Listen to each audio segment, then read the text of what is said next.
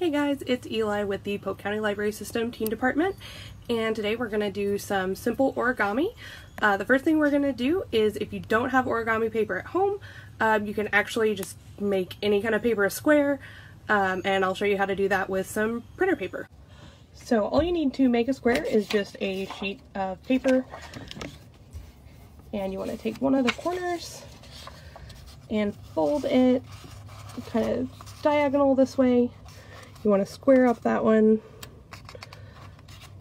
and make it match, and it pays to be precise.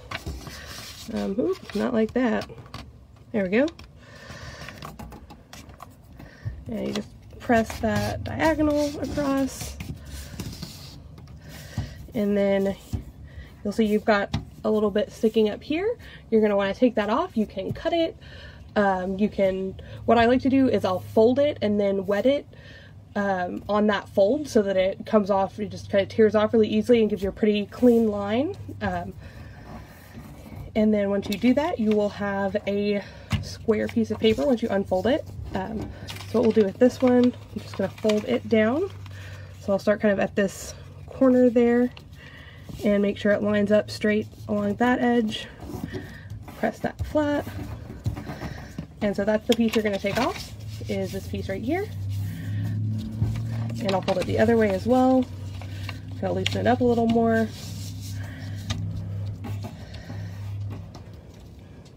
And then I'll get a little bit of water on my finger, kind of run it across that edge. And it makes that spot weakest, so that once it's wet like that, you can just kind of carefully tear and it should come right off. And sometimes you have to kind of press it down. Oops. Press it down and it'll tear. And now you've got a square. And once you've got a square, you can fold some origami.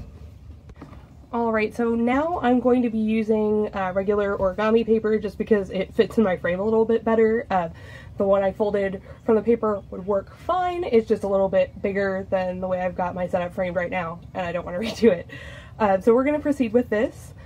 The first thing we're going to be making is an origami box, and I thought this would be a cool pattern for that.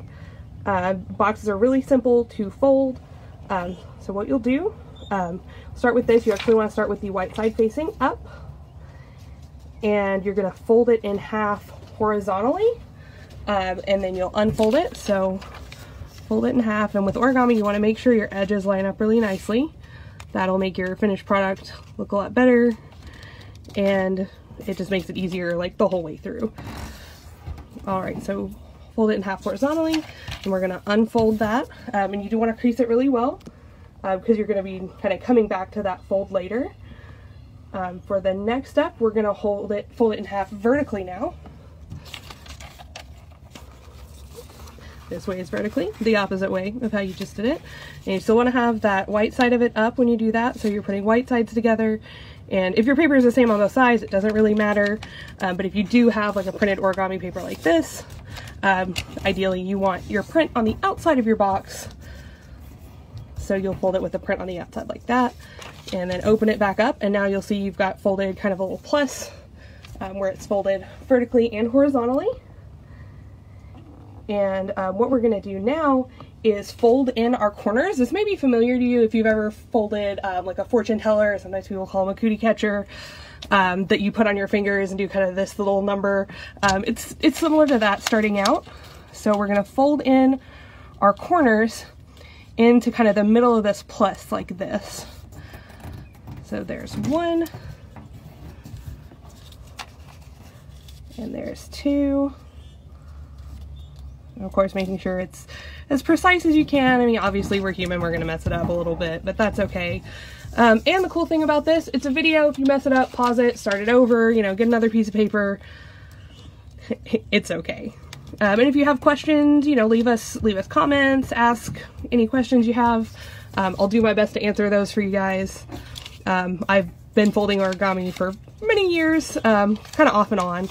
I wouldn't say I'm an expert, but I got really into it. I don't want to say how many years ago, but a while ago. All right, so now we've folded in all 4 of our corners like that. And they'll kind of want to pop up a little. Should have picked a different surface, but oh well, this is what we're working with because we're working from home today. So you've got all your corners folded in. And once you've done that, you want to turn it 45 degrees like that, so that it's, I don't know, turned 45 degrees. Shaped like that, more of a diamond or rhombus shape instead of being, you know, the little square on its side. Just turn it up this way.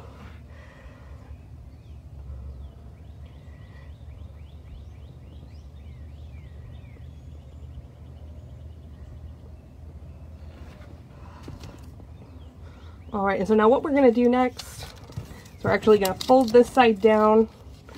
You wanna kind of fold it to the center. So we've got, this is where we folded our corners in. We're gonna take this top edge here and fold it down to the middle. Line that up as much as you can to make those nice right angles. All right, so that's, basically this is gonna end up being one of your sides of your box.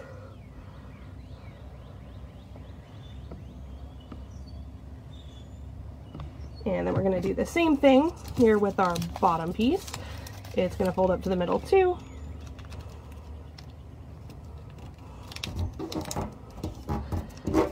Alright, so you're going to have like a little rectangle, kind of like 2 pieces of gum next to each other.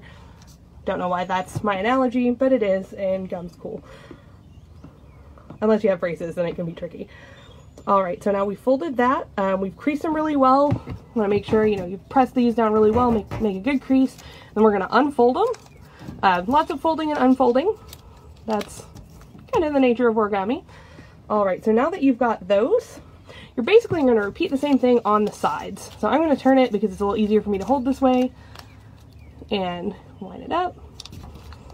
Make a good crease. And do the same thing on this side, the bottom, or your right or left side, however you want to fold it. Just basically the same thing, but rotated 90 degrees. And look, you can see I've already gotten it a little bit off, but that's okay. It's still going to work. Not a big deal. Alright, and once you've got those, we're going to unfold it again. So now we've folded and unfolded and folded and unfolded.